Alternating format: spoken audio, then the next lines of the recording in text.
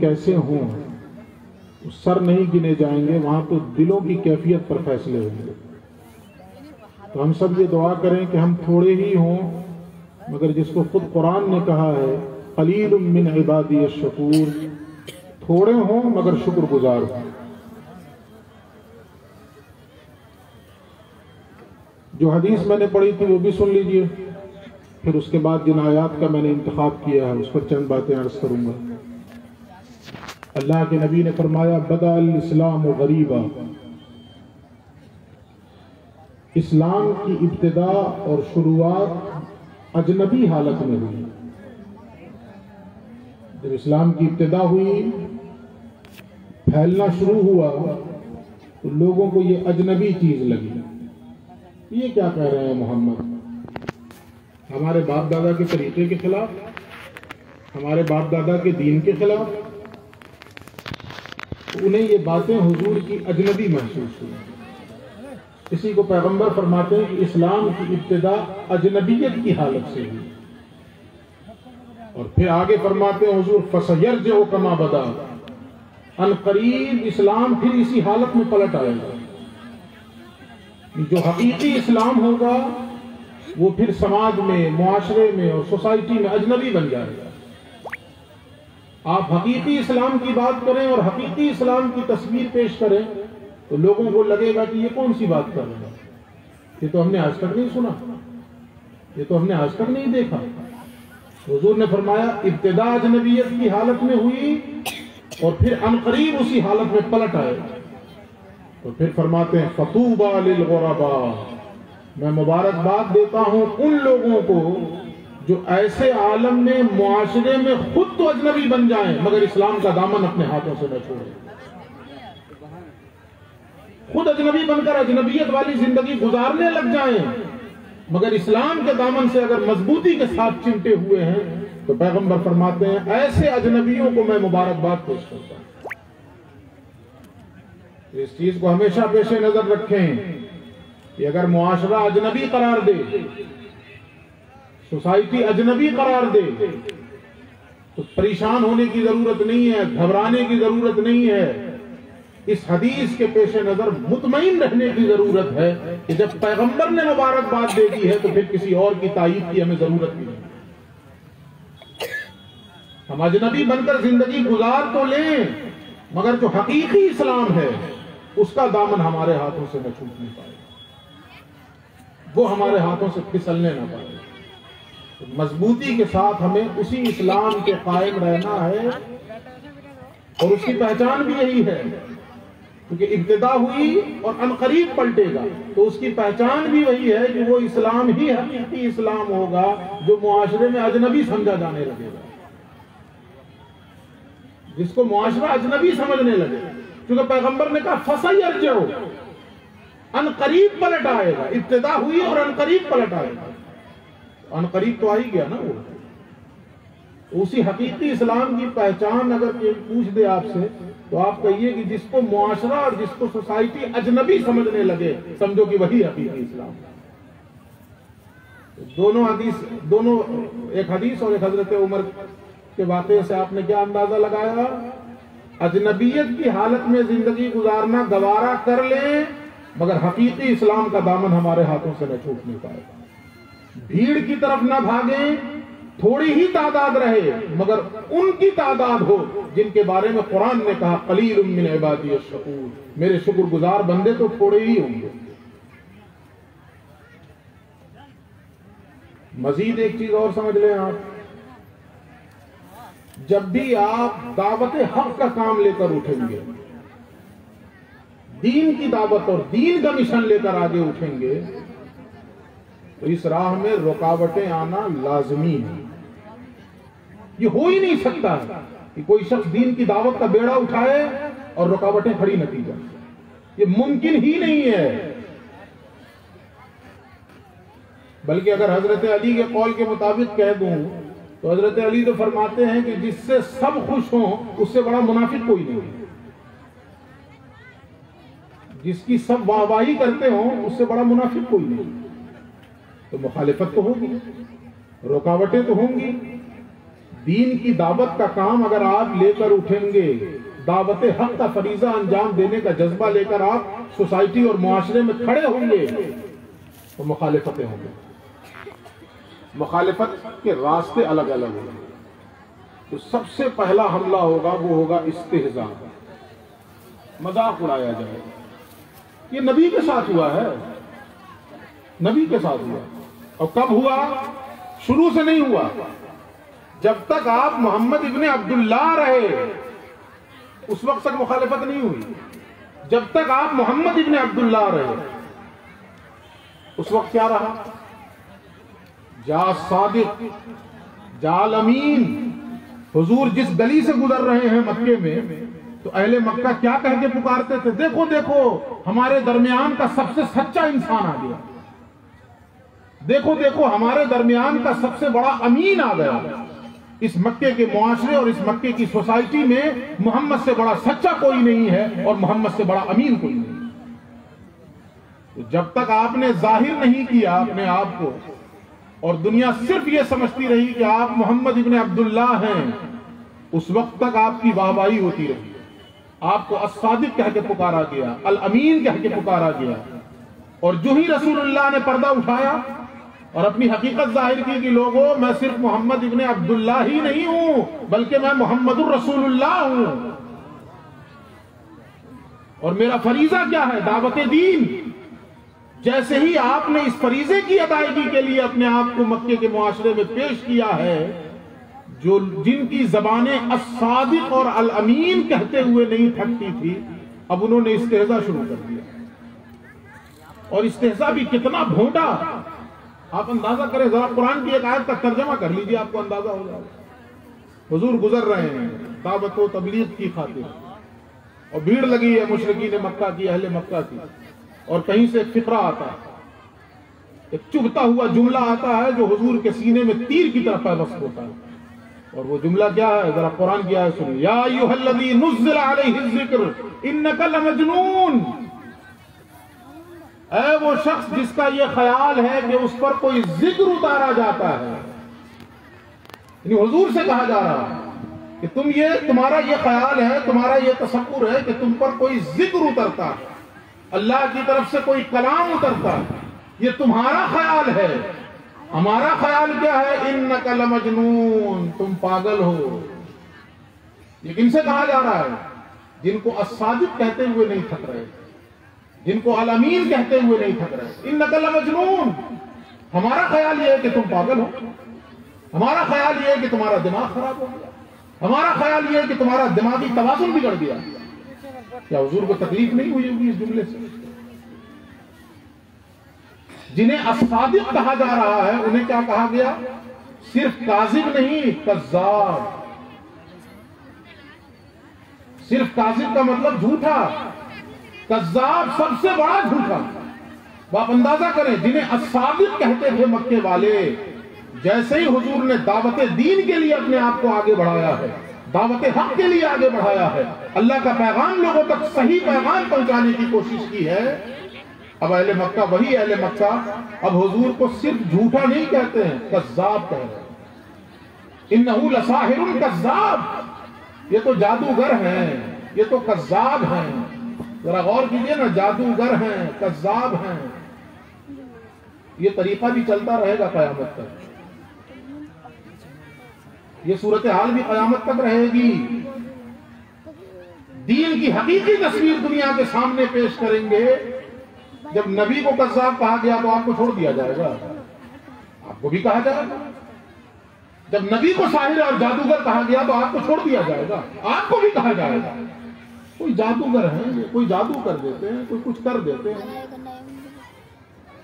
لیکن ایسے عالم میں اللہ کا حکم کیا تھا؟ یہ استہزاء ہو، یہ مخالفت ہو، یہ راہوں میں روڑے کھڑے کیے جائیں، دشواریاں کھڑی کی جائیں، کرنا کیا ہے؟ اللہ کہتا استعینوا بالصبر والصلاۃ۔ ایسے موقع پر تمہارا کام کیا ہونا چاہیے؟ جذبات میں آ کر کوئی رد عمل کا اظہار نہیں، بلکہ اسی رب کے حضور جس رب کا مشن لے کر آگے بڑھے ہو، نماز سے اور صبر سے مدد مانگتے رہو، نماز سے اور صبر سے مدد مانگتے رہو۔ اور اس میں خاص طور پر صبر، اس کی کیا اہمیت ہے قرآن حکیم کے اندر. آپ ایک آیت سے غور کیجئے، اس کی اہمیت کا اندازہ ہوگا. اللہ کہتا وَاصْبِرْ لِحُکْمِ رَبِّكَ وَلَا تَكُنْ كَصَاحِبِ الْحُوتِ.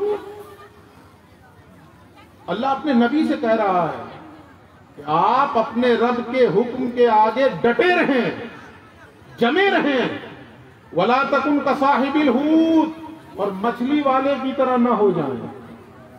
یہ مچھلی والے کون ہیں؟ وہ بھی پیغمبر ہیں. حضرت یونس علیہ السلام، ان کو مچھلی نے نگل لیا، پھر اس کے بعد اللہ کی مرضی سے کنارے لائے، باہر بھی کر دیا. ہوا کیا تھا ان کے ساتھ؟ حضرت یونس علیہ السلام کے ساتھ ہوا یہ کہ آپ دعوت دین لے کر اٹھے، لوگوں نے انکار کر دیا، لوگوں نے جھٹلا دیا، مخالفتیں شروع کر دی، ہٹ گئے، راستہ چھوڑ دیا، وہاں سے نکل ہی گئے، لوگوں ہی کو چھوڑ دیا، چھوڑو ہٹاؤ، نہیں مانتا ہٹو. آپ نکل گئے وہاں سے، ہٹ گئے اس جگہ سے. اللہ اپنے نبی سے کیا کہہ رہا ہے؟ مچھلی والے کی طرح آپ کو نہیں ہونا ہے، بلکہ اپنے رب کے مشن کے لیے اور اپنے رب کے حکم کے آگے اپنے آپ کو جما کے رکھنا ہے، ڈٹا کے رکھنا ہے. یہ صبر کی اہمیت ہے دین کے اندر. قرآن حکیم میں آپ دیکھیں جہاں جہاں بھی جو چوٹی کی بات آئی ہے نا، اللہ رب العزت اپنے محبوبوں کی بہت ساری نشانی بتاتا ہے، لیکن جو آخری بات ہوتی ہے وہ صبر ہوتی ہے. پڑھیں سورۃ العصر، والعصر ان الانسان لفی خسر. اب دیکھیے نشانیاں کیا کیا ہیں. الا الذین آمنوا وعملوا الصالحات وتواصوا بالحق. اور اس کے بعد جو چوٹی کا مقام ہے وہ کیا ہے؟ وتواصوا بالصبر. اللہ کہتا ہے زمانے کی قسم تمام کے تمام انسان گھاٹے میں ہیں، مگر وہ گھاٹے میں نہیں ہیں جو ایمان والے ہیں، وہ گھاٹے میں نہیں ہیں جو عمل صالح کرنے والے ہیں، وہ گھاٹے میں نہیں ہیں جو تواصی بالحق کرنے والے ہیں، حق پہ خود بھی قائم ہیں اور حق کی دوسروں کو دعوت بھی دیتے ہیں. اور پھر چوٹی کی بات اللہ نے کیا بیان کی ہے؟ وَتَوَاصَوْا بِالصَّبْرِ. وہ گھاٹے میں نہیں ہیں جو اس راہ میں آنے والی مشکلات پہ خود بھی صبر کرتے ہیں اور اپنے ماننے جاننے والوں کو بھی صبر کی تلقین کرتے ہیں. چوٹی کی بات کیا آئی؟ صبر. دوسری آیت پڑھیے جس کو آیت البر کہا گیا، نیکی کی آیت. وہ کیا ہے؟ لَيْسَ الْبِرَّ أَن تُوَلُّوا وُجُوهَكُمْ قِبَلَ الْمَشْرِقِ وَالْمَغْرِبِ. نیکی یہی نہیں ہے کہ تم اپنا چہرہ مغرب کی طرف کر لو کہ مشرق کی طرف کر لو، بلکہ نیکی کیا ہے وہ سنیے. اللہ کہتا ہے وَلَكِنَّ الْبِرَّ مَنْ آمَنَ بِاللَّهِ وَالْيَوْمِ الْآخِرِ وَالْمَلَائِكَةِ وَالْكِتَابِ وَالنَّبِيِّينَ. اور نیکی تو یہ ہے کہ انسان اللہ پر ایمان لائے، آخرت کے دن پر ایمان لائے، فرشتوں پر ایمان لائے، نبیوں پر ایمان لائے، کتابوں پر ایمان لائے. یہ صفات بیان کی جا رہی ہیں اپنے محبوب بندوں کی. پھر آگے میں اس آیت کی تفصیل میں نہیں جاؤں گا، صرف صبر کی اہمیت بتاتا. پھر اگلی نشانیاں کیا ہیں؟ وَآتَى الْمَالَ عَلَى حُبِّهِ ذَوِي الْقُرْبَى وَالْيَتَامَى وَالْمَسَاكِينِ وَابْنَ السَّبِيلِ وَالسَّائِلِينَ وَفِي الرِّقَابِ. اور نیکی تو یہ ہے کہ انسان اپنا مال خرچ کرے، وہ مال جس مال سے محبت ہو، مگر خرچ کرے تو کس نیت سے؟ اللہ کی محبت پانے کے لیے، اللہ کی رضا اور اللہ کی خوشنودی پانے کے لیے. کن لوگوں پر خرچ کرے؟ ذوی القربہ پہ خرچ کرے. ذوی القربہ کون؟ جو اس کے قریبی ہوں وہ بھی ذوی القربہ، جو اللہ کے قریبی ہوں وہ بھی ذوی القربہ. جو اس کے قریبی ہیں ان پر بھی خرچ کرے، اور جو لوگ اللہ کے قریبی ہیں. اللہ کے قریبی ہیں کون؟ جو اللہ کے دین کو پھیلانے میں اپنے آپ کو فنا کر چکے ہیں، اپنے آپ کو گم کر چکے ہیں. ساری دنیا داری چھوڑ کر 24 گھنٹہ کس مشن میں لگے ہیں؟ اللہ کا دین کیسے سربلند ہو جائے، ان پر بھی خرچ کریں. یہ ہے نیکی. اس کے بعد کہا یتیموں پر خرچ کریں، مسکینوں پر خرچ کریں، مانگنے والوں پر خرچ کریں، مسافروں پر خرچ کریں، گردنوں کو چھڑانے میں خرچ کریں. یعنی جو لوگ قرض کے بوجھ تلے دبے ہوں یا جو بے قصور جیلوں میں پھنسے ہوئے ہیں ان لوگوں پر بھی خرچ کریں. اس کے بعد کیا کہا؟ نیکی کیا ہے؟ وَأَقَامَ الصَّلَاةَ وَآتَى الزَّكَاةَ. نماز قائم کریں، زکوٰۃ ادا کریں. پھر آگے سنیے وَالْمُوفُونَ بِعَهْدِهِمْ إِذَا عَاهَدُوا. جو وعدہ کریں اسے پورا کریں. اب دیکھیے پھر آخری بات کیا آ رہی ہے؟ وَالصَّابِرِينَ فِي الْبَأْسَاءِ وَالضَّرَّاءِ وَحِينَ الْبَأْسِ. اور نیکی کس کی ہے؟ کن لوگوں کی نیکی ہے؟ جو صبر کرنے والے ہیں دکھ کی حالت میں بھی، مصیبت کے وقت بھی، تنگی کے وقت بھی، جنگ کے میدان میں بھی صبر کرنے والے. یہ آخری بات یہی ہے.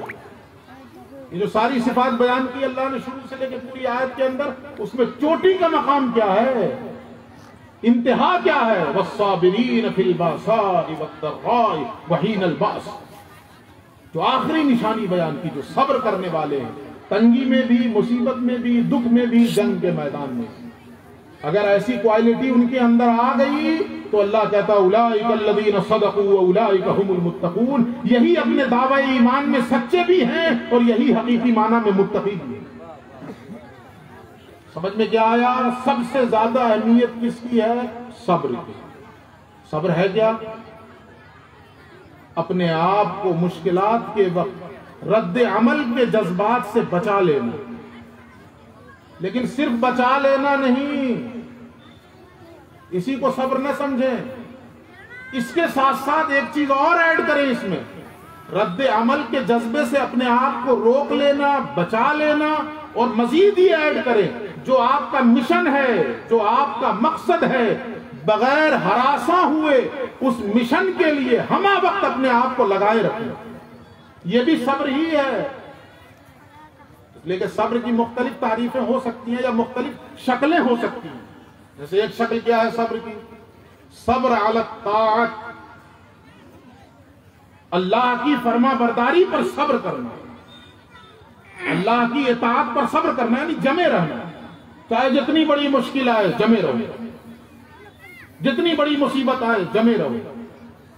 اللہ نے اسی کی تلقین کی اپنے نبی کو بھی، اور نبی نے صحابہ کو تلقین کی. جتنی بڑی مصیبت آ جائے جمے رہنا، طاعت پہ، اللہ کی فرما برداری پہ، دین پہ، اس سے پیچھے نہیں ہٹنا، اس پہ جمے رہنا.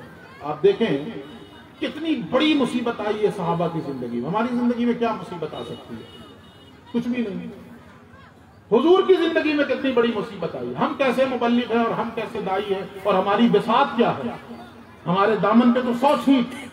جن کا دامن بے داغ ہے ان پر کس طرح سے مصیبتیں کھڑی کی گئی.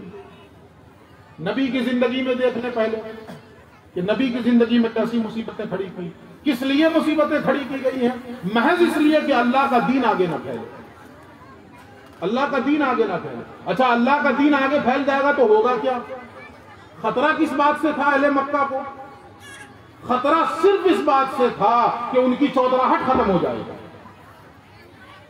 انہوں نے جو جاگیرداری قائم کر رکھی ہے سوسائٹی پہ اور معاشرے پہ، یہ جاگیرداری ختم ہو جائے گی، یہ چودراہٹ ختم ہو جائے گی. اسی کا تو جھگڑا تھا. ورنہ حقیقت جانیے تو ابو لہب اور ابو جہل یہ نہیں جانتا تھا کہ اللہ کے نبی ہیں. وہ جانتا تھا کہ یہ نبی اللہ، اور خود کہتا ہے ایک دوسرے کو. ایک نے دوسرے سے کہا کہ دیکھو محمد جو بات کہتے ہیں ان کی بات کا جانور بھی احترام کرتے ہیں، اس کا مطلب ہے کہ یہ واقعی اللہ کے نبی ہیں. دوسرا کہتا ہے کہ ہم تو جانتے ہی ہیں کہ نبی ہیں، ہم تو جانتے ہی ہیں کہ نبی ہیں، مانتے نہیں ہیں، اس لیے کہ جس دن مان لیں گے تو پھر ہماری کون مانے گا. جانتے ہیں کہ یہ نبی ہیں لیکن مانتے نہیں ہیں. مان لیں گے تو پھر ہمارے ماننے والے کہاں رہیں گے؟ پھر تو سب ان کی ماننے والے ہو جائیں گے. یہ جھگڑا ہر زمانے میں رہے گا، یہ بھی نوٹ کیجئے. جانتے ہیں کہ صحیح ہے، مانتے نہیں ہیں، اس لیے کہ مان لیں گے تو پھر ہماری ماننے والے کہاں رہیں گے؟ پھر تو ان کی ماننے والے ہو جائیں گے نا. یہ ہر زمانے میں ہوگا. لیکن باوجود اس کے کتنی دشواریاں کھڑی کی گئی حضور کی راہوں میں، کتنی مشکلات کھڑی کی گئی حضور کی راہوں میں. آپ اندازہ کریں ہمارے ساتھ تو ایسے حالات نہیں آتے ہیں. حضور کو تو اپنی زمین تنگ کر دی گئی، مکے کی زمین تنگ کر دی گئی حضور کے لیے. یعنی فیصلہ کر لیا گیا کہ اب تو ان کا کام ہی تمام کر دینا، قتل کر دینا. جب ایسی سچویشن آ گئی تو حضور طائف گئے. اور مقصد کیا تھا طائف جانے کا؟ کہ طائف جائیں گے، وہاں کسی سردار سے ملاقات کریں گے. اگر اس نے امان دے دی، طائف میں مجھے رہنے دیا، امان دے دی، پناہ دے دی، تو میں اس کی امان لے کر طائف کی زمین کو اسلام کے لیے پلیٹ فارم بناؤں گا اور وہاں سے اسلام کی تبلیغ و اشاعت کا فریضہ انجام دوں گا. گئے حضور، نتیجہ کیا نکلا؟ 3 سرداروں سے ملاقات کی حضور نے. ایک نے کیا جواب دیا جب حضور نے اپنی بات رکھی؟ دیکھو میں اللہ کا نبی ہوں، میں چاہتا ہوں کہ اسلام کی تبلیغ کے لیے تمہاری زمین کو پلیٹ فارم بناؤں، تم مجھے امان دو. ایک نے جواب دیا کہ الٹے قدم واپس ہو جائیں، میں آپ سے بات تک کرنے کے لیے تیار نہیں، بات تک نہیں سننا چاہتا میں آپ کی، الٹے قدم واپس ہوں. دوسرے سردار کے پاس گئے، اس نے کیا جواب دیا؟ اس نے کہا دیکھو مجھے نیوٹرل ہی رہنے دو، اس لیے کہ اگر میں نے تمہاری بات مان لی اور تم حقیقت میں نبی نہ ہوئے تو بھی میں پھنس جاؤں گا، اور میں نے نہیں مانی، انکار کر دیا اور تم نبی ہو گئے تو بھی میں پھنس جاؤں گا، اس لیے مجھے نیوٹرل ہی رہنے دو. اگر ایسی صفت بھی ہمارے اندر پائی جا رہی ہے نا تو سمجھ لیں کہ یہ اہل ایمان کی صفت نہیں ہے کہ ہمیں نیوٹرل ہی رہنے دو. یہ کیا مطلب ہے نیوٹرل ہی رہنے دو؟ آج ہماری حالت کیا ہے؟ ہم اپنا دامن بچانے کی کوشش کرتے ہیں، اسلام کی عزت پامال ہو جائے، اس سے ہماری پیشانی پہ کوئی بل نہیں آتا، کوئی فرق نہیں پڑتا، ہماری عزت پامال نہ ہونے پائے. ہمیں اپنی عزت نفس زیادہ محبوب اور پیاری ہے، محمد عربی کے دین کی عزت و عصمت ہمیں زیادہ پیاری نہیں ہے. ہونا تو یہ چاہیے تھا کہ میری عزت کی حیثیت کیا ہے اگر دین کی عزت پامال ہو جائے. میری تو عزت ہی اسی لیے ہے کہ میں محمد عربی کا غلام ہوں، میری تو عزت ہی اسی لیے ہے کہ میں اسلام کا ماننے والا ہوں، میں محمد کا کلمہ پڑھنے والا ہوں صلی اللہ علیہ وسلم. اگر اسی دین اور اسی کلمے کی عزت تار تار ہو جائے، اسی دین کا جنازہ اٹھ جائے تو میں اپنی عزت لے کر کروں گا کیا؟ میں اپنی زبان میں کہہ دوں تو ایسی عزت کے اچار ڈالے جائیں گے، کس کام کی ایسی عزت؟ تو یہ فکر بھی نہیں ہونی چاہیے کہ ہم نیوٹرل رہیں گے. نہیں، اہل ایمان کا طریقہ کیا ہے؟ اہل حق کی حمایت میں کھڑے ہوئے. کیوں کہا پیغمبر نے افضل الجہاد اعلاء کلمۃ الحق عند سلطان الجائر؟ سب سے عظیم جہاد یہ ہے کہ ظالم حکمراں کی آنکھوں میں آنکھیں ڈال کر حق بات کا اعلان کر دے. یہ عظیم جہاد ہے. تو دوسرے نے کہہ دیا جی ہمیں نیوٹرل رہنے دو، گویا حضور کا ساتھ اس نے بھی نہیں دیا. تیسرے نے تو اتنا اوچھا حملہ کیا، اتنا اوچھا حملہ کیا کہ گویا یوں کہہ لیں کہ حضور کے سینے کو اس نے چھلنی کر دیا. جب اس کے سامنے حضور نے اپنی دعوت پیش کی تو جواب میں کہتا ہے اللہ کو اور کوئی نہیں ملا تھا نبی بنانے کے لیے، تم ہی ملے ہو، جس کا نہ آگے کوئی ہے نہ پیچھے کوئی ہے. کوئی نہیں تھے نا. حضور کے والد تو پیدا ہونے سے پہلے انتقال کر گئے. چند سال کے تھے والدہ کا سایہ سر سے اٹھا، اور چند سال کے بعد دادا کا سایہ سر سے اٹھ گیا، اور چند بہاریں زندگی کی گزاری ہیں. کچھ آپ کی طبیعت بحال ہوئی ہے، ان غموں کا بوجھ ہلکا ہوا، چونکہ شریک حیات آ گئی تھی حضرت خدیجہ، وہ بھی چلی گئی. اور ظاہری اعتبار سے جو رسول اللہ کے پیچھے سب سے مضبوط دیوار بن کر کھڑے تھے جناب ابو طالب، وہ بھی چلے گئے. اسی پر تانا دیا اس سردار نے کہ اللہ کو اور کوئی نہیں ملا نبی بنانے کے لیے، جس کا کوئی نہیں ہے نہ آگے نہ پیچھے، اسی کو اللہ نے نبی بنا دیا. اب آپ اندازہ کریں کہ ایک وہ شخص جس نے اتنے غم جھیلے ہوں، پیدا ہونے سے پہلے داغ یتیمی جھیلا ہو، پیدا ہونے کے بعد ماں کے سائے سے محروم ہوا ہو، باپ کی طرح شفیق دادا کے سائے سے محروم ہو گیا ہو، اور پھر شریک حیات ان سے محروم ہوئے، پھر چچا ابو طالب سے محروم ہوئے. اتنے زخموں کے بوجھ تلے جو انسان دبا ہوا ہو، اس پر اس طرح کے رقیق جملوں سے حملہ کیا جائے تو ان کا سینہ کس قدر چھلنی ہوا ہو. لیکن اس کے جواب میں اللہ نے اپنے نبی کو کہا کیا ہے؟ وَاصْبِرْ عَلَىٰ مَا يَقُولُونَ وَاهْجُرْهُمْ هَجْرًا جَمِيلًا. اے نبی جو کچھ یہ کہہ رہے ہیں آپ اس پر صبر کریں اور خوبصورتی کے ساتھ قطع تعلق کریں. صبر کریں اس پر، جو کچھ کہہ رہے ہیں اس پر صبر کریں، کوئی رد عمل نہیں. اور رد عمل حضور نے جو رد عمل بھی کیا ہے نا، وہ جانتے ہیں کیا ہے؟ یہ بات میں بتائے بغیر نہیں رہ سکتا. اسی طائف میں ذرا تقابل کر کے دکھا دوں میں آپ کو. حضرت نوح بھی اللہ کے پیغمبر، جب قوم نے بغاوت کی اور قوم نے جھٹلایا حضرت نوح کو، رد کر دیا، تو ہاتھ اٹھ گئے بد دعا کے لیے. اور کیا بد دعا کر دی؟ رب لا تذر علی الارض من الکافرین دیارا. پیغمبر ہیں حضرت نوح بھی، لیکن کیا بد دعا کر دی؟ اے میرے پروردگار، میری یہ قوم باغی ہے، انہوں نے مجھے رد کر دیا، مجھے جھٹلا دیا ہے، اب اس روئے زمین پر کسی ایک کافر کو بھی مت چھوڑ. پیغمبر تھے نا حضرت نوح بھی، لیکن ہم امت کن کے ہیں؟ نوح کے نہیں ہیں، محمد عربی کی امت ہے. ان کا طریقہ کیا ہے؟ ایک طرف حضرت نوح پیغمبر قوم نے جھٹلایا اور رد کیا، دھتکار دیا، تو بد دعا کر دی، رب لا تذر علی الارض من الکافرین دیارا، میرے پروردگار اس روئے زمین پر کسی ایک کافر کو بھی زندہ نہ چھوڑ۔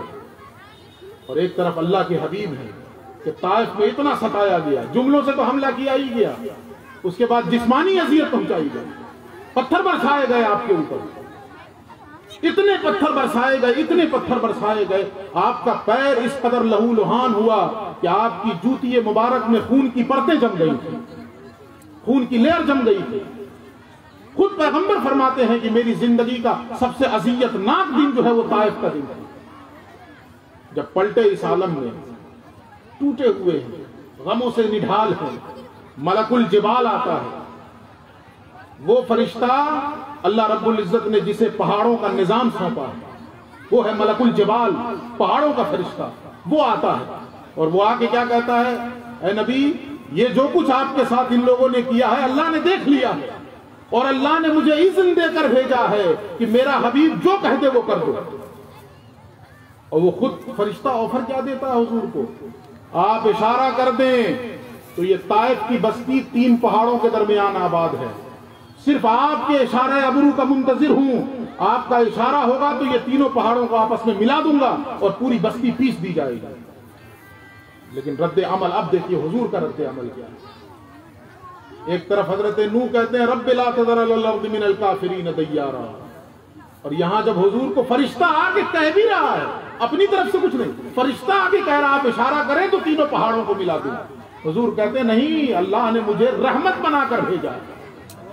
اور پھر اس کے بعد ہاتھ اٹھے ہیں، تو ہاتھ بھی اٹھ رہے ہیں تو جملے کیا نکل رہے ہیں ذرا غور کیجئے۔ نوح علیہ السلام کا جملہ یاد ہے نا جو قرآن کی آیت ہے، رب لا تذر علی الارض من الکافرین دیارا، اور ایک طرف رسول رحمت للعالمین کے لبھائے مبارک سے جملے نکل رہے ہیں، اللہم اہد قومی فانہم لا یعرفونی، اے اللہ میری اس قوم کو ہدایت عطا فرما، اس لیے کہ یہ مجھے جانتی نہیں ہے، پہچانتی نہیں۔ پھر تقابل کیجئے اس میں مزید، وہاں بد دعا کے لیے ہاتھ اٹھے، یہاں دعا کے لیے ہاتھ اٹھے۔ وہاں بد دعا میں کیا کہا؟ لا تذر علی الارض من الکافرین، کافر تھے نا حضرت نوح علیہ السلام کے منکر، تو حضور کے منکر کیا تھے؟ یہ بھی تو کافر تھے، لیکن کیسا جگر تھا رسول رحمت للعالمین کا، اپنی زبان مبارک سے لفظ کافر بھی نہیں استعمال کیا، بلکہ کہتے ہیں اللہم اہد قومی، اے اللہ میری اس قوم کو ہدایت عطا فرما۔ اور اتنے پر بھی بس نہیں، حضرت نوح نے کہا کہ یا اللہ انہوں نے مجھے رد کر دیا ہے، انہوں نے مجھے دھتکار دیا ہے، اس لیے انہیں زندہ نہ چھوڑنا، مگر حضور عذر بھی پیش کر دے رہے ہیں ان کی طرف سے، خود ہی عذر پیش کر دے رہے ہیں، یا اللہ یہ معذور ہیں، یہ آخری ٹکڑا جو ہے یہ عذر ہی تو ہے نا، فَإِنَّهُمْ لَا يَعْرِفُونِي، اے پروردگار انہوں نے جو کچھ میرے ساتھ کیا ہے وہ اس وجہ سے کیا ہے کہ یہ میری حقیقت کو نہیں جانتے، یہ مجھے پہچانتے نہیں ہیں، اگر پہچان لیں تو ان کا رویہ یہ نہ ہو، اس کے برعکس۔ تو یہ تو ایک حضور کا طریق ہوا۔ دوسرے جو بتانا ہے مجھے جس موضوع پر میں تقریر کر رہا ہوں، اللہ نے حکم کیا دیا؟ صبر کرے، صبر کرے، صبر کرے۔ حضور نے ساری زندگی صبر کی، اور یہی کام صحابہ کو سونپا، صحابہ کو تلقین کی حضور نے۔ کیا اندازہ کریں کس قدر شدید اذیت ہوئی۔ میں 2-3 واقعہ سنا دوں آپ کو۔ حضرت یاسر ایمان لا چکے ہیں، عرب کے نہیں تھے، وہ یمن کے تھے۔ عرب میں تو صرف ایک ہی قبیلہ آباد تھا، قرشی، جس کو قریش کہتے ہیں۔ باہر والوں کو اگر رہنا ہو تو ان میں سے کسی ایک سردار سے جا کر امان لینا پڑتا تھا، وہ امان دے گا تب باہر والا آ کے رہے گا۔ حضرت یاسر یمن سے آئے تھے اور حضور کی تلاش میں ہی آئے تھے، انہیں اس بات کا علم ہو گیا تھا کہ پیغمبر آخر الزمان آنے والے ہیں، اسی تلاش میں آ گئے، مکہ آئے۔ امان کس سے لی؟ ابو جہل کے چچا سے، جو بہرحال شریف الطبع آدمی تھا اور شریف النفس تھا، اس نے امان دی، رہنے لگے۔ شادی کس سے ہوئی؟ حضرت سمیہ سے۔ یہ حضرت سمیہ کون تھی؟ ابو جہل کے چچا کی باندی، لونڈی، حضرت سمیہ، ان سے نکاح ہو گیا حضرت یاسر کا۔ بیٹے ہوئے کون؟ حضرت عمار۔ حضور نے اپنی دعوت کا کام شروع کیا تو تینوں ایمان لے آئے، حضرت یاسر بھی، حضرت سمیہ بھی اور بیٹے حضرت عمار بھی۔ ابو جہل چونکہ چچا مر چکا تھا، ابو جہل سردار بن گیا۔ ابو جہل سردار بنا چونکہ امان ملی تھی اسی قبیلے سے، اور دوسرے یہ کہ جو بیوی تھی حضرت یاسر کی سمیہ، وہ چچا کی لونڈی، تو لونڈیوں پہ تو ایسے بھی ظلم کرنا آسان تھا چونکہ ان کا کوئی حق ہی نہیں ہوتا تھا، غلام کا اور باندی کا اس معاشرے میں کوئی حق ہی نہیں سمجھا جاتا تھا۔ اس نے اذیت دینا شروع کی، اور کتنی دردناک اذیت، کتنی دردناک اذیت حضرت سمیہ کے ساتھ، باپ اندازہ کریں الفاظ نہیں ہے کہ اس کو بولا بھی جائے، یعنی آپ کے اعضائے مخصوصہ کو اس نے آگ سے جلایا ہے۔ جو عورتوں کے مخصوص اعضاء ہوتے ہیں، پوشیدہ اعضاء ہوتے ہیں، ان پہ اس نے حملہ کیا، برہنہ کر کے اس نے حملہ کیا، تھک گیا، سب کچھ کر کے تھک گیا، تو اخیر میں کہتا ہے اچھا اگر تم نہیں چھوڑتی محمد کا دین تو کم سے کم اتنا کر لو تو میں تمہیں چھوڑ دوں گا کہ یہ جو میرا معبود ہے یہ بت، کہہ دو کہ یہ بھی صحیح ہے، کم سے کم اتنا بھی کہہ دو تو میں تمہیں چھوڑ دوں گا۔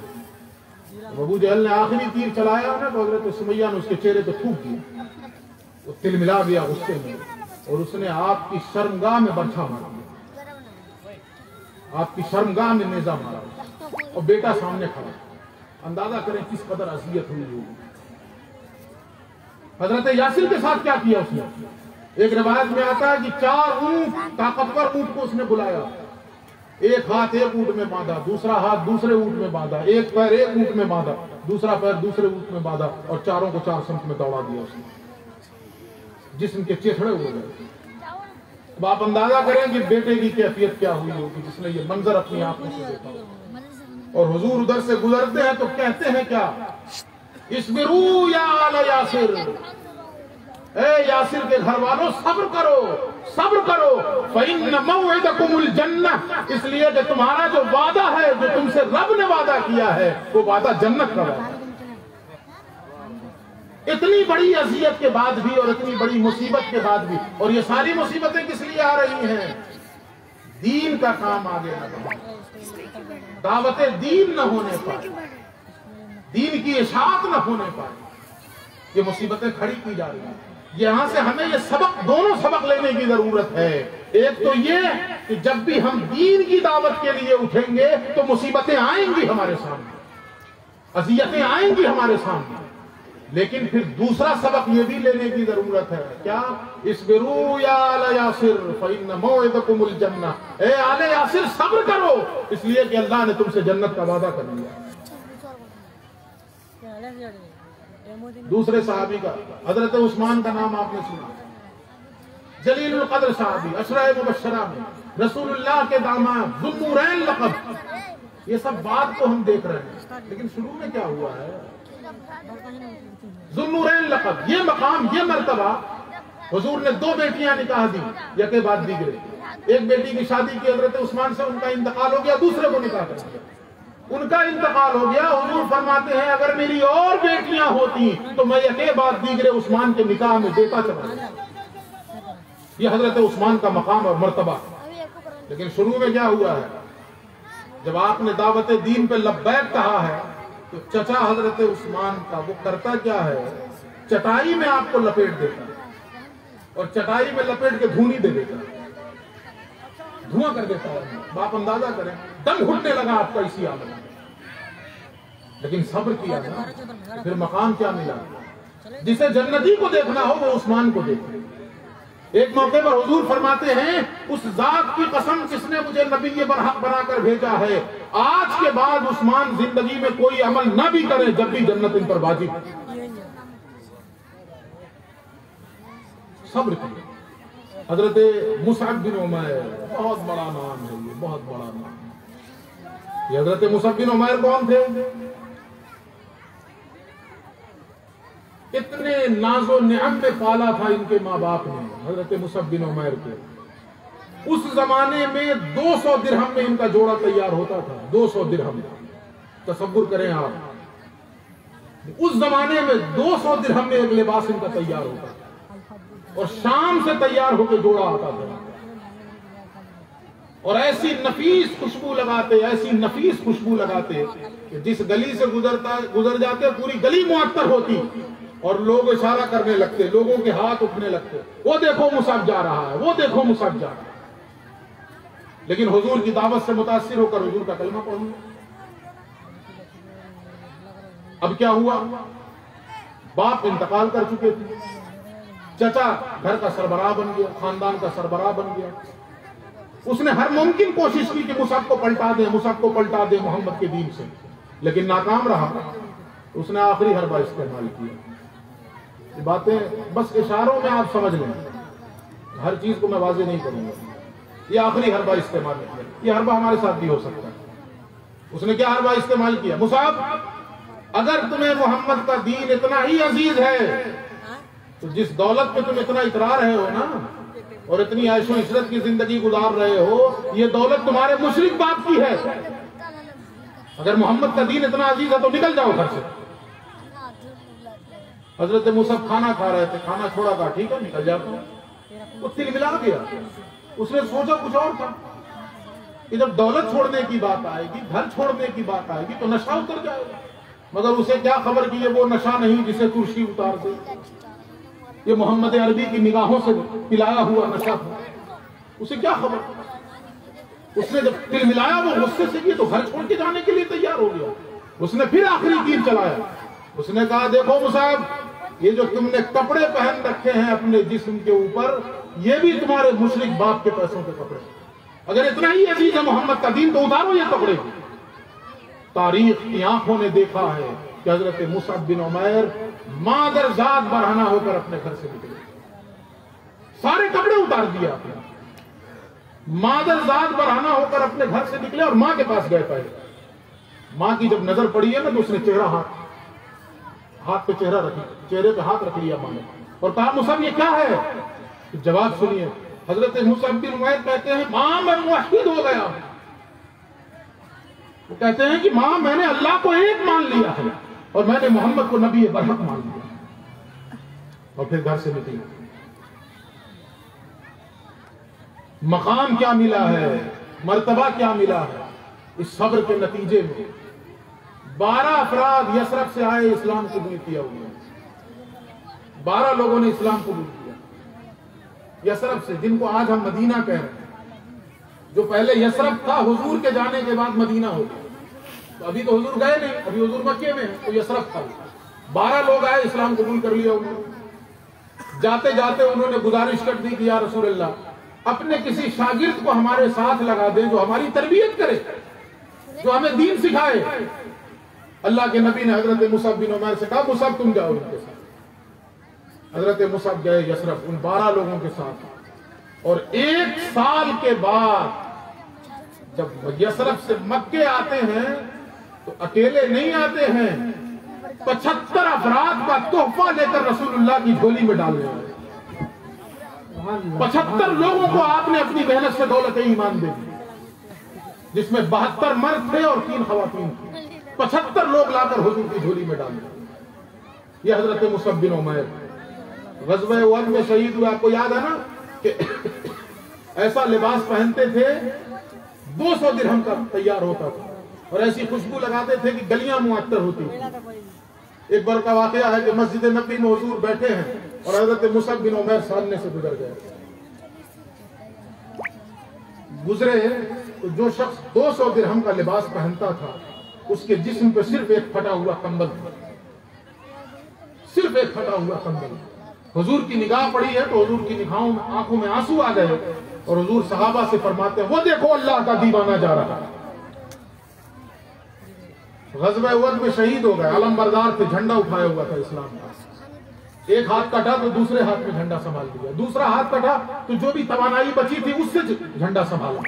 بالاخیر شہید کیے گئے، جب خود گرے تب جھنڈا گرا، شہید ہو گئے۔ حضور کے پاس صحابہ آتے ہیں، غور کریں آپ کس قدر دشواریاں اٹھانی پڑی ہے اسلام۔ 200 درہم کے جوڑے پہننے والا جوان اور سب سے خوش لباس اور خوبرو جوان مکے کا۔ صحابہ آکے کہتے ہیں یا رسول اللہ، چونکہ شہید کو جس لباس میں ہے اسی میں دفن کیا جائے گا، اسے کفن بھی نہیں پہنایا جائے گا، وہ جس لباس میں ہے اسی میں دفن کیا جائے گا۔ صحابہ کے کہتے ہیں یا رسول اللہ مصعب کے جسم پہ صرف ایک چادر ہے اور وہ بھی اتنی چھوٹی ہے کہ اگر سر چھپاتے ہیں تو پیر کھل جاتا ہے اور پیر چھپاتے ہیں تو سر کھل جاتا ہے. حضور فرماتے ہیں سر کی طرف سے چادر ڈال دو اور جو پیر کا حصہ کھلا رہ جاتا ہے اس پہ گھاس ڈال دو. یہ آخری لباس اس اللہ و رسول کے دیوانے کو دنیا سے جاتے ہوئے ملا. لیکن مقام کتنا اونچا, مرتبہ کتنا بلند. یہ سارے مقامات و مرتبے کیوں ملے؟ دین حق کی راہ میں صبر کرنے کی وجہ سے ملے, استقامت کی وجہ سے ملے. ایسے ہی یہ بشارت نہیں آتی ہے قرآن میں ان الذین قالوا ربنا اللہ ثم استقاموا. یہ ثم استقاموا کو ہم نے سمجھا کیا ہے؟ کوئی کھیل سمجھ لیا ہے؟ کسی کھیل کے بدلے میں اتنا بڑا انعام نہیں ملے گا تتنزل الملائکہ. اتنا بڑا انعام اللہ کیا کہہ رہا ہے؟ جنہوں نے اس بات کو مان لیا کہ اللہ ہمارا رب ہے اور پھر اس پر جم گئے, زمانے کی کوئی آندھی ان کے جسم سے بازوؤں کو تو الگ کر لے گئی مگر قلب میں جو محمد عربی کی جگہ بنی تھی وہ نہ نکال سکے. یہ استقامت, یہ ثبات قدمی, یہ جم جانا, یہ ڈٹ جانا, یہ صبر علی الطاعہ. اللہ کیا کہتا ہے تتنزل علیہم الملائکہ. جو ڈٹ گئے اس پر اللہ رب العزت ان پر فرشتے بھیجتا ہے. ایسے لوگوں پہ فرشتے اترتے ہیں اور فرشتے آ کر کیا کہتے ہیں اللہ تخافوا ولا تحزنوا وابشروا بالجنۃ التي كنتم توعدون. کسی چیز کا خوف نہ کرو, کسی چیز کا غم نہ کرو, بلکہ خوشیاں مناؤ اس جنت کی جس کا تم سے وعدہ کیا. اور فرشتے کیا کہتے ہیں؟ آج ہم مخالف بنے پھر رہے ہیں ان لوگوں کے جو ثابت قدم ہیں دین پر. ہمارے مخالفت سے ہوتا کیا ہے؟ فرشتے آ کر کہتے ہیں نحن اولیاؤکم فی الحیات الدنیا وفی الآخرہ. ہم آپ کے دوست ہیں اس دنیا میں بھی اور آخرت میں بھی. جنہیں فرشتوں کی دوستی میسر ہو, ہم جیسے لعین کی دوستی لے کر کریں گے کیا وہ؟ ہم جیسے کنین کی دوستی لے کر کریں گے کیا وہ؟ جنہیں فرشتوں کی دوستیاں میسر ہوتی ہیں. اللہ کہتا ہے, فرشتے کہتے ہیں نحن اولیاؤکم فی الحیات الدنیا وفی الآخرہ. ہم آپ کے دوست ہیں اس دنیاوی زندگی میں بھی اور اخروی زندگی میں بھی. وَلَكُمْ فِيهَا مَا تَشْتَهِي أَنفُسُكُمْ. اور وہاں آپ کو ہر وہ چیز دے دی جائے گی جس کی آپ آرزو کریں گے. اور یہ سارا کچھ کدھر سے ہوگا؟ تو کہا نزلا من غفور الرحیم. یہ بخشنے والے مہربان رب کی طرف سے میزبانی ہوگی. آپ مہمان ہوں گے اور آپ کا رب میزبان ہوگا اور وہ آپ کی ضیافت کرے گا. کن لوگوں کی؟ جنہوں نے مان لیا کہ اللہ ہمارا رب ہے, پھر ایسا مانا کہ زمانے کا کوئی حادثہ, زمانے کی کوئی مخالفت ان کے پائے ثبات میں ذرہ برابر بھی لغزش نہ پیدا کر سکے. وہ اس پر ڈٹے رہے. دین میں صبر کی بہت زیادہ اہمیت ہے, بہت زیادہ اہمیت ہے, بہت زیادہ. اللہ نے اگلی آیت پڑھ دوں پھر اپنی بات ختم کروں گا. یہاں تو کہا صبر سے مدد مانگو, اس لیے کہ اللہ صبر کرنے والوں کے ساتھ. بیچ کی ایک آیت چھوڑ دے رہا ہوں. اگلی آیت کیا ہے؟ وَلَنَبْلُوَنَّكُمْ بِشَيْءٍ مِّنَ الْخَوْفِ وَالْجُوعِ وَنَقْصٍ مِّنَ الْأَمْوَالِ وَالْأَنفُسِ وَالثَّمَرَاتِ. ہم ضرور بھی ضرور آزمائیں گے, لازماً آزمائیں گے. یہ ہو ہی نہیں سکتا ہے کہ آزمائش میں نہ ڈالا جائے. آزمائش ہوگی, اور کس چیز کی آزمائش ہوگی وہ بھی بتا دیا اللہ نے, بالکل تفصیل کے ساتھ بتا دیا. کیسی آزمائش ہوگی؟ من الخوف, خوف سے آزمائش ہوگی. خوف کھڑا کیا جائے گا. یہ قرآن صرف اسی وقت کے لیے تھا کیا؟ اس وقت نازل ہو رہا ہے بس اسی وقت آزمایا جائے گا؟ نہیں, آگے نہیں آزمایا جائے گا. نہیں, یہ تو صبح قیامت تک چلے گا. صبح قیامت تک جو اس کی راہ کے مسافر ہوں گے, جو دین کی صحیح تصویر پر خود بھی عمل پیرا ہوں گے اور دوسروں تک بھی صحیح دین پہنچانے کے لیے جد و جہد کر رہے ہوں گے, انہیں آزمایا جائے گا. کس چیز سے آزمایا جائے گا؟ من الخوف, خوف سے آزمایا جائے گا. والجوع, بھوک سے آزمایا جائے گا. فقر و فاقہ کی نوبت آئے گی. صحابہ کے ساتھ آئی کہ نہیں آئی فقر و فاقہ کی نوبت؟ حضور کے ساتھ آئی فقر و فاقہ کی نوبت, لیکن پریشان نہیں ہوئے. اللہ کے نبی نے اسی آزمائش کو اپنے لیے فخر بنا لیا. اسی آزمائش کو اپنے لیے فخر بنا لیا. خود فرماتے ہیں الفقر فقری، جو فقر ہے میرے ساتھ وہی تو میرا فقر ہے. بھوک سے آزمائیں گے. اس کے بعد کیا کہا؟ وَنَقْسِم مِّنَ الْأَمْوَالِ، مال میں کمی کر کے آزمائیں گے. اور مجھ جیسا آدمی اس کو خوب سمجھ سکتا ہے. ہم لوگ یہیں آ کے گڑبڑا جاتے ہیں. ارے پروگرام چھوٹ جائے گا،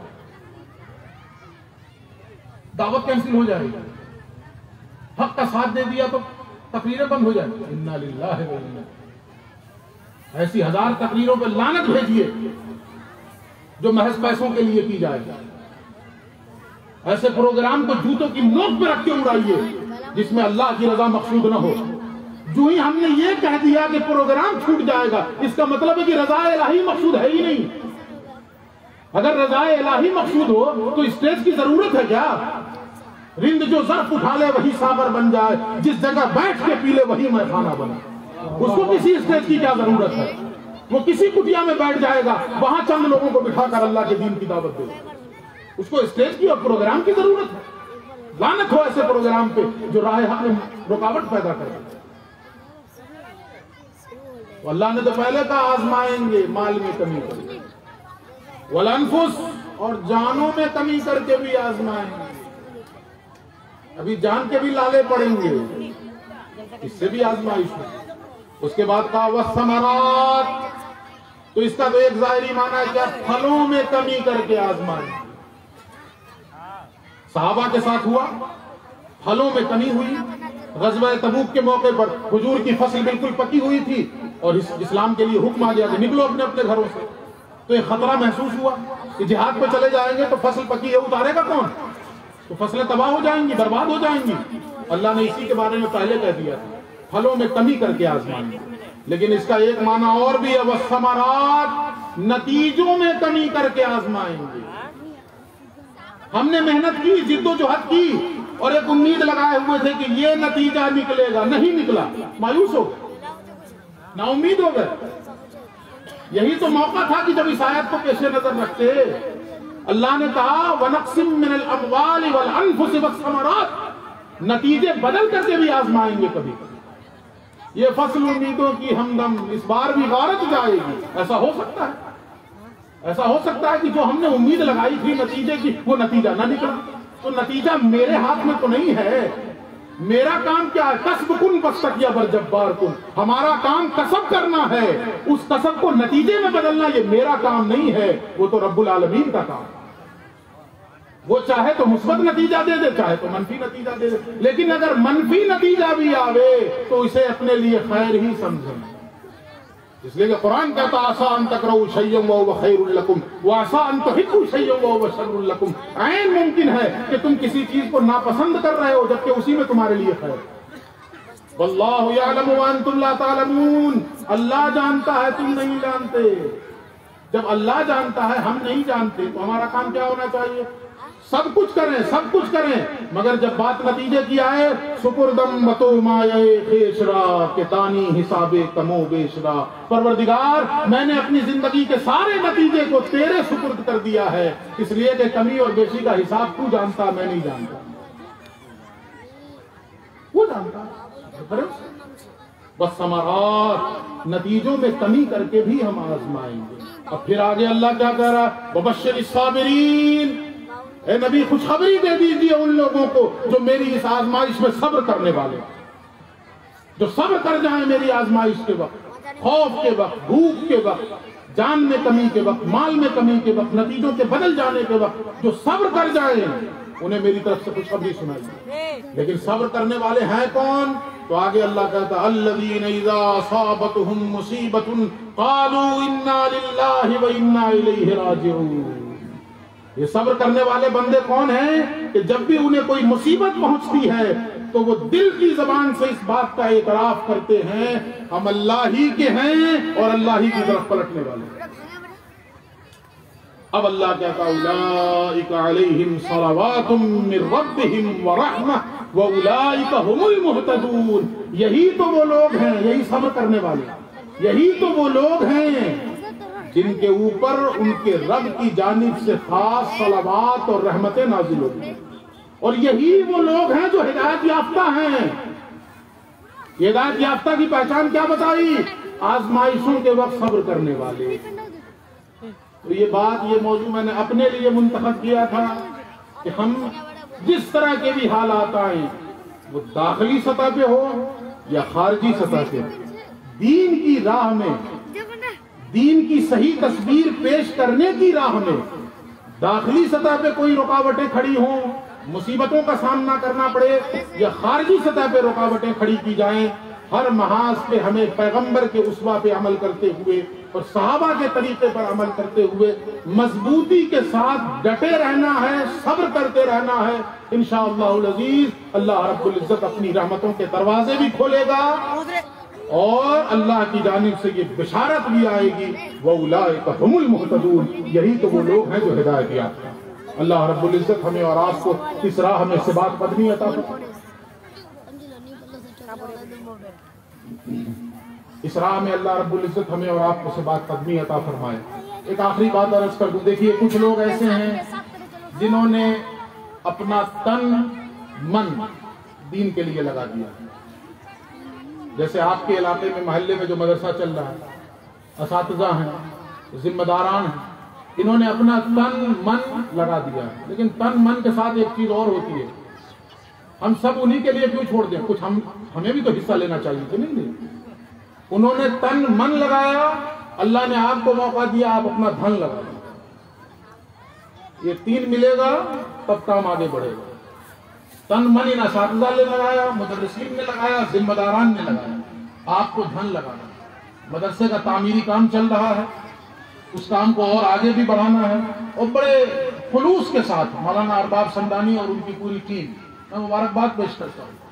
اور جتنے بھی ہمارے علماء، مولانا انعام صاحب بیٹھے ہوئے ہیں اپنے علاقے میں، یہ انہوں نے ایک چمن آباد کر رکھا ہے ماشاءاللہ. تو جو جہاں یہ بھی ہوں، ابھی بالخصوص یہاں جلسہ ہو رہا ہے، مولانا ارباب صاحب ادارہ چلا رہے ہیں اور پورے اخلاص کے ساتھ چلا رہے ہیں، پوری للہیت کے ساتھ چلا رہے ہیں. ہم اس کی ضمانت لے رہے ہیں. میں اس ممبر سے پوری ضمانت کے ساتھ کہہ رہا ہوں کہ وہ شخص پوری ایمانداری اور دیانتداری کے ساتھ ادارہ چلا رہا ہے اور اللہ کی تائید اس کے شامل حال ہے. آپ کی ذمہ داری بنتی ہے کہ آپ اس مشن میں دست و بازو بنے. ان کے تعمیری کام چل رہا، آپ اس میں حصہ لیں. جس سے جو بن پڑے، کسی کے پاس پیسہ نہ ہو تو آپ ایک دن آ کے مدرسے میں کام کر لیں. بھائی اینٹ ڈھونا ہے، چلو ہم ڈھو دیتے ہیں، یہ بھی ہے. اس سے بھی آپ خدمت کر سکتے ہیں. ایک مزدور کی مزدوری تو بچا دیں گے نا آپ. تو میں یہی گزارش کروں گا آپ حضرات سے، یہی گزارش کروں گا. اور دیکھیں مومن اس راہ میں اگر آگے بڑھے نا تو یہ خسارے کا سودا ہی نہیں. ایک بات بتا دوں، رائے خدا میں اگر 1 روپیہ دیں گے تو اجر کتنا ملے گا؟ بولیے 10 گنا. ٹھیک ہے، یہ بھی آپ کا جواب صحیح ہے. من جاء بالحسنۃ فلہ